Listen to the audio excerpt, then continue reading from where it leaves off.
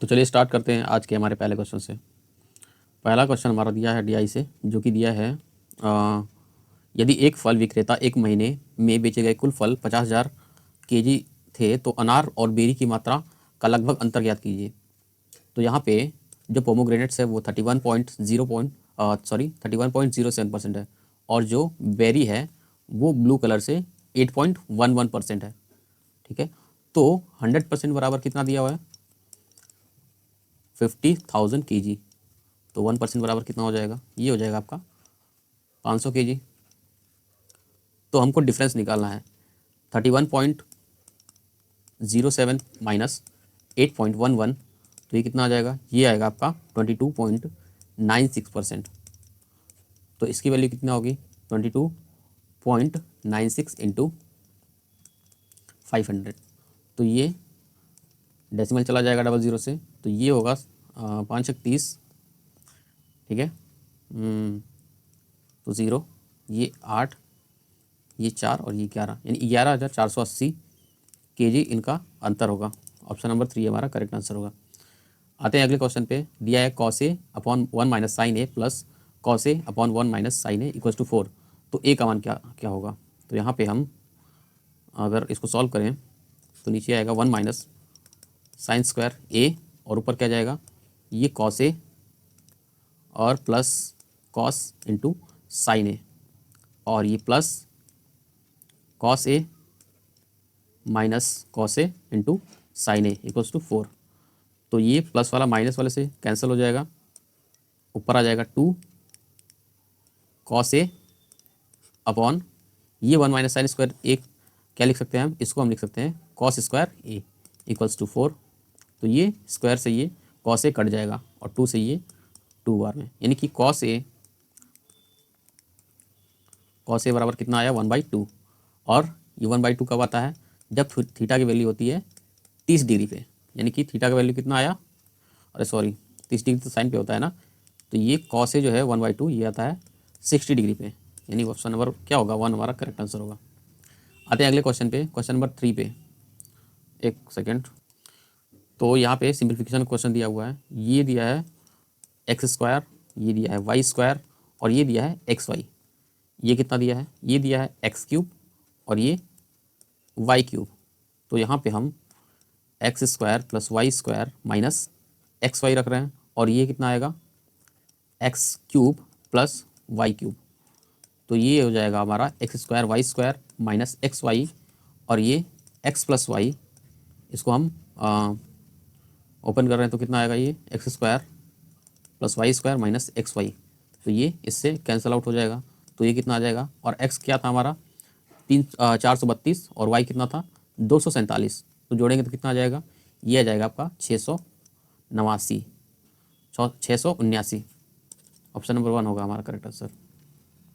आते हैं question number 4 पे। दिया है यदि x प्लस 1/x बराबर 2√2 तो x के पावर 6 माइनस 1/x के पावर 6 का मान क्या होगा? तो यहाँ पे हम x plus 1/x equals to 2√2 दिया है, तो x माइनस 1/x कितना आ जाएगा? इसका स्क्वायर कितना का स्क्वायर? स्क्वायर आ जाएगा आपका 4 और ये 8 और ये -4 करते हैं, तो ये आ जाएगा हमारा, माइनस करेंगे तो 4 आएगा, ये रूट से निकलेगा तो 2, यानी कि माइनस वाले का 2 और प्लस वाले का 2√2। इसको अब करते हैं सॉल्व, तो ये आएगा x³ के पावर स्क्वायर माइनस 1/x³ का स्क्वायर। तो इसको हम ऐसे लिख सकते हैं, एक बार प्लस में और एक बार माइनस में। तो यहाँ से हम इसका क्यूब निकालते हैं तो कितना आएगा? ये 2 का क्यूब और ये प्लस कितना? 3 × 2, ये 8 और ये 6 14, और यहाँ से ये माइनस वाले का निकाल लेते हैं तो ये आएगा अपना 2√2 का क्यूब माइनस 3 × 2√2, तो ये आएगा 8 और ये 2 16√2 माइनस 6√2, तो ये आ जाएगा 10√2, यानी कि 10√2 इंटू 14 कितना आ जाएगा 140√2। आते हैं अगले क्वेश्चन पे। क्वेश्चन नंबर 5 दिया है, एक व्यक्ति अपनी कार को 24 किलोमीटर तक 48 किलोमीटर प्रति घंटे की चाल से चलता है। तो 48 किलोमीटर प्रति घंटे की चाल से चल रहा है तो कितना समय लगा होगा? समय कितना लगा? समय बराबर होता है दूरी बटे चाल, तो दूरी ये है और बटे ये चाल, तो कितना आ जाएगा? ये आ जाएगा आपका 1/2 आवर, यानी कि आधे घंटे लगेगा। और बोल रहा है अगले 1.5 घंटों के लिए वह 80 किलोमीटर प्रति घंटे की चाल से चलता है। तो यहाँ पे समय दिया है और ये चाल दिया है, तो दूरी कितना आएगा? दूरी बराबर समय गुणे चाल। तो 1.5 इंटू 80 करेंगे तो कितना आ जाएगा? ये आ जाएगा आपका 120 किलोमीटर। ठीक है, तो पूरी यात्रा के दौरान उसकी औसत चाल क्या होगी? तो एवरेज स्पीड क्या होता है? Total distance upon total time. Total distance है कितना? ये 24 किलोमीटर और ये 120 किलोमीटर, तो टोटल हुआ कितना? 144 किलोमीटर। और टोटल टाइम कितना? यहाँ पे आधे घंटे लग रहा है और यहाँ पे 1.5 घंटे, टोटल कितना हुआ? 2 घंटे। तो ये आ जाएगा अपना 72 किलोमीटर प्रति घंटे।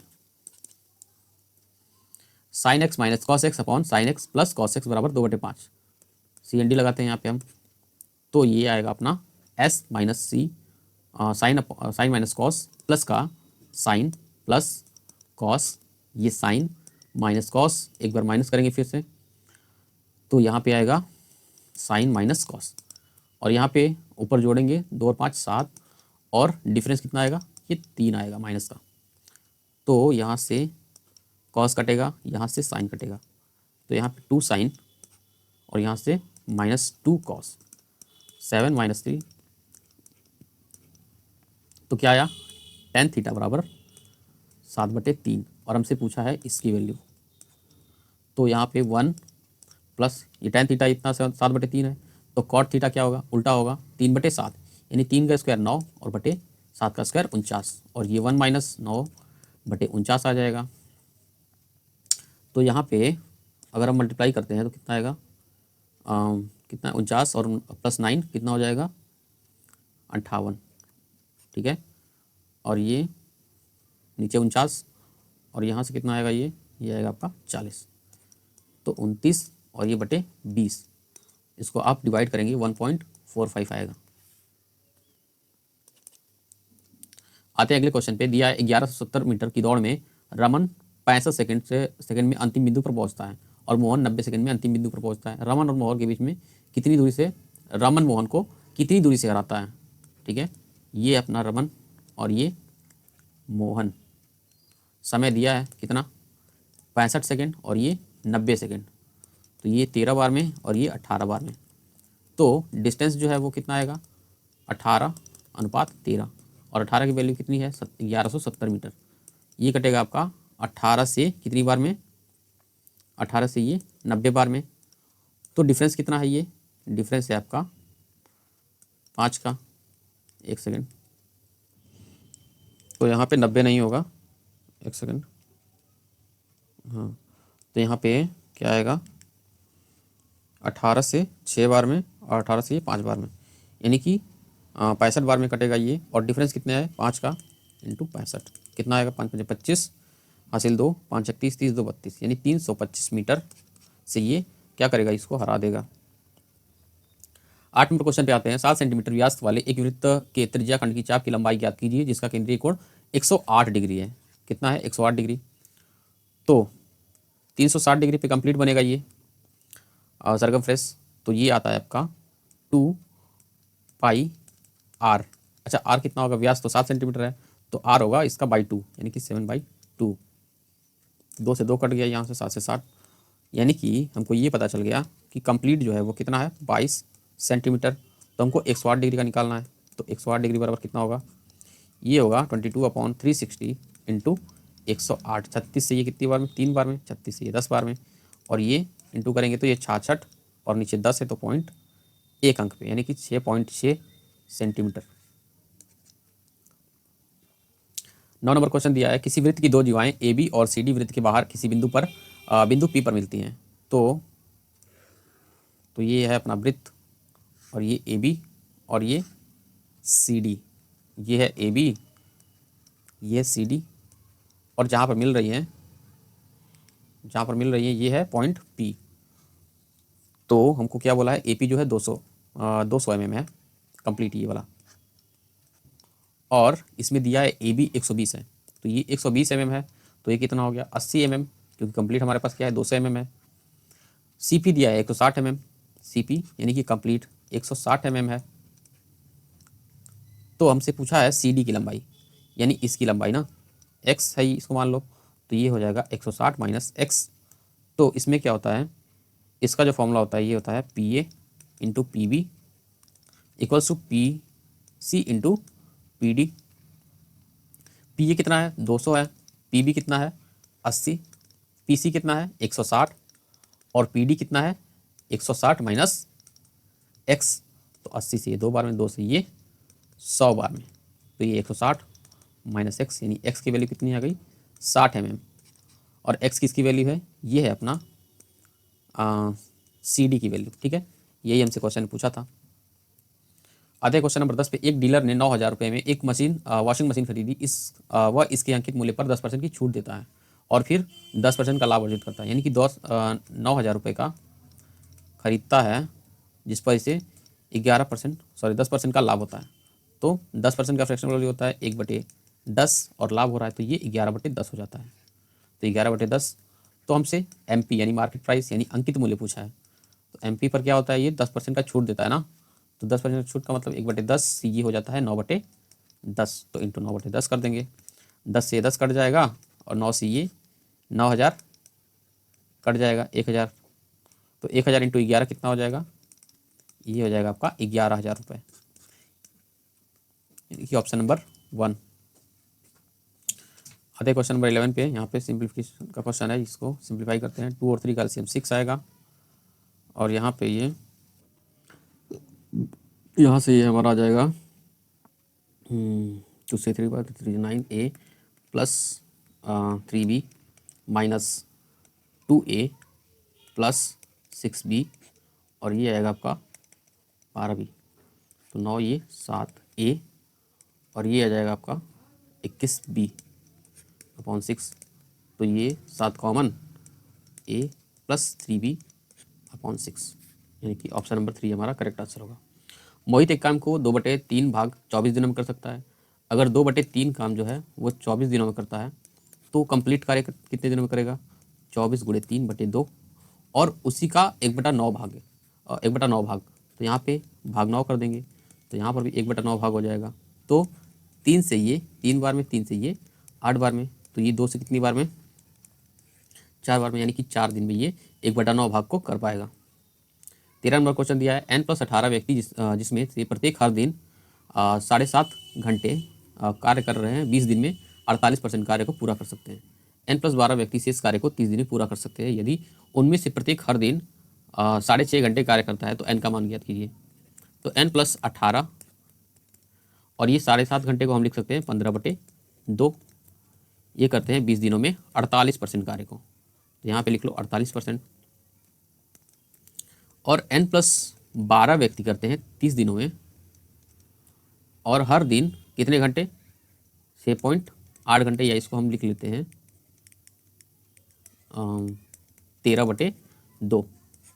तो कार्य कितना होगा, 48% तो हो चुका, कितना बचा 52%, तो 13 से ये 4 बार में, और ये 2 से 2 कटा, 4 से ये 12, 15 दूना 30, 2 यहाँ से 2 से ये 10, तो कितना बचा, ये 5, ये 6, तो यहाँ से 5N प्लस 18 × 5 = 90 बराबर 6N प्लस 12 × 72, तो यहाँ से ये N इधर जाएगा, तो ये N और ये कितना आएगा 18, यानी N की संख्या कितनी है 18 व्यक्ति।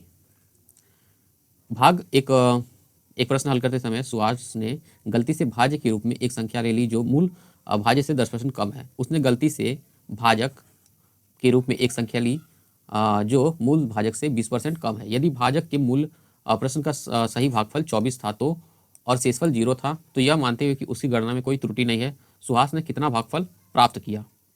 तो यहाँ पे जो भाज्य है हमारा, ठीक है, पहले क्या था 10% कमी हो रहा है ना, तो यहाँ पे कमी होगा यानी कि 9/10। तो पहले तो 10A था, बाद में कितना हो गया 9A, और भाजक क्या बोलता है, सॉरी यहाँ पे भाजक होगा ना, भाजक क्या होता है, भाजक होता है 20% कम हो जाता है, 20% कम यानी कि 4/5, यानी कि शुरुआत में 5 बी ले लेते हैं तो ये कितना हो जाएगा, ये हो जाएगा आपका 4 बी। और भागफल कितना है, भागफल है 24, तो पूछ रहा है कितना होगा, और हमारा शेषफल क्या है, 0 है। ठीक है, तो यहाँ से ये होगा आपका भाज्य, भाज्य बराबर क्या होता है, भाज्य बराबर होता है भाजक गुणे भागफल, अरे यार थोड़ा, भागफल, और ये क्या आएगा प्लस शेषफल। तो भाज्य है कितना हमारा, जो मूल है ये ना, ये कंप्लीट क्या है, ये ओरिजिनल यानी कि मूल है, तो 10a, और भाजक कितना है 5b, भागफल 24, और ये शून्य है ना, तो इसका कोई मतलब नहीं है। यहाँ से हमको क्या मिलेगा, a बराबर कितना आएगा 12b। अच्छा, तो यहाँ पे हम इसको फाइंड करते हैं कितना आएगा, यहाँ पे भाज्य कितना है 9a, और भागफल कितना है, भाज्य कितना है 4b, और भागफल हमको ज्ञात करना है। तो मान लेते हैं कि ये n है भागफल, इंटू n कर लो, और तो शेषफल उतना ही आएगा, 0 आएगा, यानी पूरा पूरा वो सही कर रहा है ना, कोई त्रुटि नहीं है, तो 0 ले लेंगे वहाँ से। तो यहाँ पे हमको a की वैल्यू कितनी मिली थी 12b, तो 12b रख लेते हैं, ये 4b इंटू n, तो b से b कटा, 4 से ये 3 बार में, यानी कि n की वैल्यू कितनी आई 27, यानी कि हमारा भागफल जो है वो कितना है 27 है। 15 नंबर क्वेश्चन क्या कहता है, एक निश्चित कार्य को पूरा करने में ए और बी क्रमशः 3 घंटे और 6 घंटे लगते हैं, अगर वे एकांतर घंटे में काम करे तो कार्य कितने समय में पूरा हो जाएगा। तो ए लेता है 3 घंटे, बी लेता है 6 घंटे, एलसीएम आएगा 6 घंटे, तो ए का एफिशिएंसी कितना होगा, ये होगा 2 और इसका होगा 1। तो एकांतर काम कर रहे हैं तो पहले ए करेगा 2 और फिर बी करेगा 1 कार्य, तो ये कितने दिनों में होगा 2 दिनों में, 3 काम 2 दिनों में, तो 6 काम कितना होगा इंटू 2, यानी कि 4 दिनों में, 4 घंटों में, 4 दिन नहीं 4 घंटे में।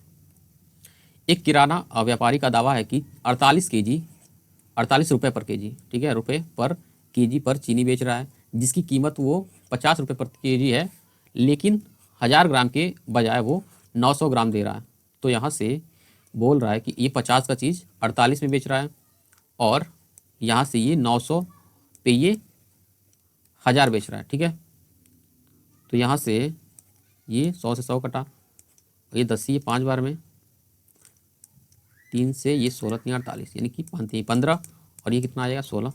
तो ये कितना बड़ा, एक बड़ा कितने पर 15 पर, और पूरे 100, 15 छक 90, ये 0.7%, यानी कि 6.7% हमारा क्या होगा लाभ होगा। एक शंक्वाकार तंबू की त्रिज्या 7 मीटर और ऊर्ध्वाधर ऊंचाई 24 मीटर है। तो ये है शंकु, ये है अपना शंकु, और ये है उसकी हाइट, और ये त्रिज्या, त्रिज्या कितनी है 7 मीटर, ऊंचाई है 24 मीटर।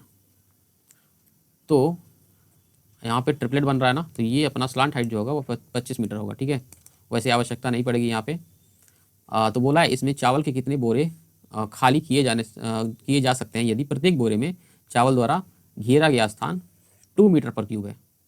तो मान लेते हैं कि बोरों की संख्या कितनी है, n है, तो 2 इंटू n, और ऐसे में टोटल जो है वो कितना है, वॉल्यूम यानी आयतन, वो होता है 1/3 pi r cube, sorry pi r square h, तो 22/7, आर स्क्वायर का मतलब 7 गुणे 7, और एच क्या है 24, तो 7 से 7 कटा, 3 से ये 8 बार में, 2 से ये 11, 8 7 56, 56 गुणे 11 कितना हो जाएगा, ये हो जाएगा आपका 616, यानी बोरों की संख्या कितनी है 616। दिया है समान त्रिज्या 6 सेंटीमीटर वाले दो वृत्त एक दूसरे को बिंदु पी और क्यू पर प्रतिच्छेद करते हैं, यदि पी क्यू बराबर 10 सेंटीमीटर तो दोनों वृत्तों के केंद्र के बीच की दूरी कितनी होगी। ये ऐसे कुछ वृत्त है हमारा, ये यहाँ पर पी है, यहाँ पे ये क्यू है, सेंटर पॉइंट ओ, और इसको मान लो सेंटर पॉइंट ओ डैश, और इनकी त्रिज्या जो है समान है, और है कितनी 6 सेंटीमीटर, और ये भी 6 सेंटीमीटर। और ये बोल रहा है कि पी क्यू की लंबाई जो है वो कितनी है 10 सेंटीमीटर। अगर कंप्लीट 10 सेंटीमीटर है तो इनका हाफ ये होगा 5 सेंटीमीटर, क्योंकि क्या करती है ये जीवा को 2 बराबर भागों में बांटती है, यानी 5 सेंटीमीटर। तो यहाँ से ये लंब बनेगा यहाँ से, तो यहाँ से 6 कर्ण है, ये आधार, ये लंबाई जो है सॉरी लंब जो है वो 5 सेंटीमीटर है। तो आधार कितना होगा 6 का स्क्वायर 36 और 5 का स्क्वायर 25, माइनस करेंगे तो क्या आएगा 11, यानी कि रूट का 11, तो इधर भी रूट का 11। तो टोटल कितना हुआ ओ डैश ये हो जाएगा हमारा 2√11 सेंटीमीटर। आते हैं 19 नंबर क्वेश्चन पे। 8% वार्षिक दर से 21 माह में 6,000 रुपये पर कितना साधारण ब्याज अर्जित होगा।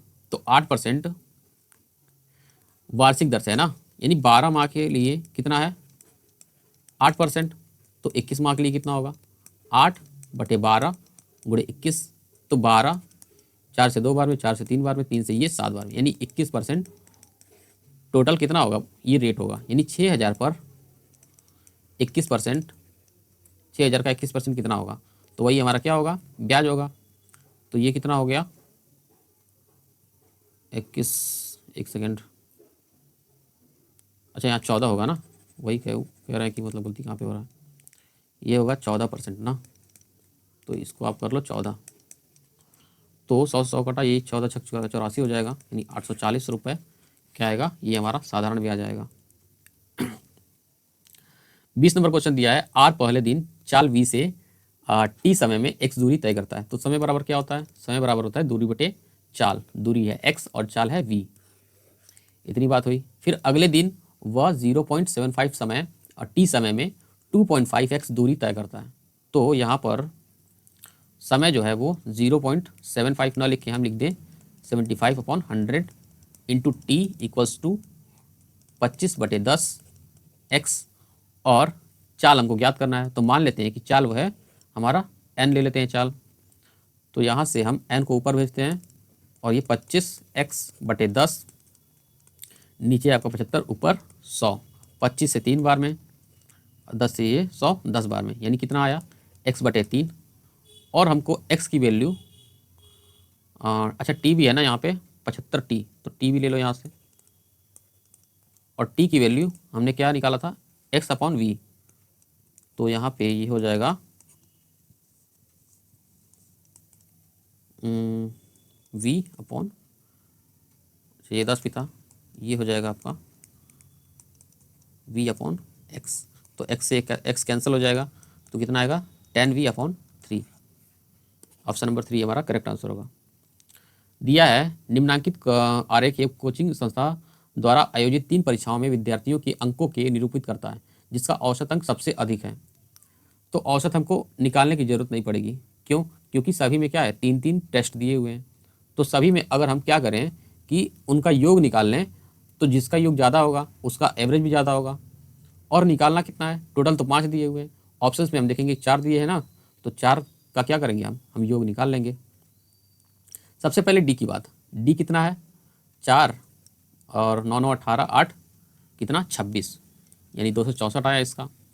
ई का कितना आया, ई का है 8 3 11 1, 9 9 18 8 26, 26 1 27, यानी कि डी तो नहीं होगा।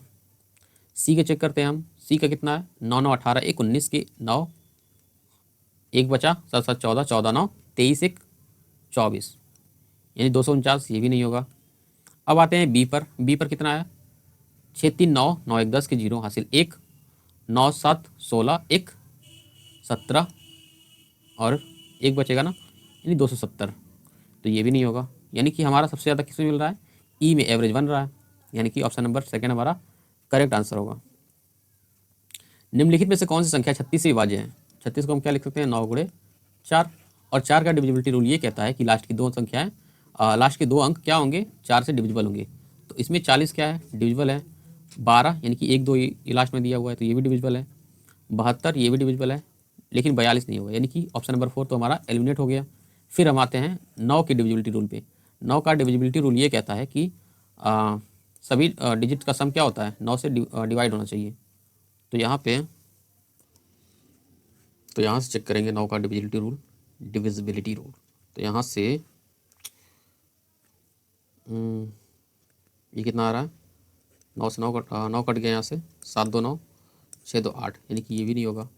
तो हमारा ऑप्शन नंबर कौन था, सेकेंड होगा। 5 3 15 और ये 3 18, यानी कि 9 से ये डिविजिबल है। 23 नंबर क्वेश्चन दिया है sine theta plus cos square theta, cos theta का whole square plus sine theta minus cos theta का होल स्क्वायर का मान याद कीजिए।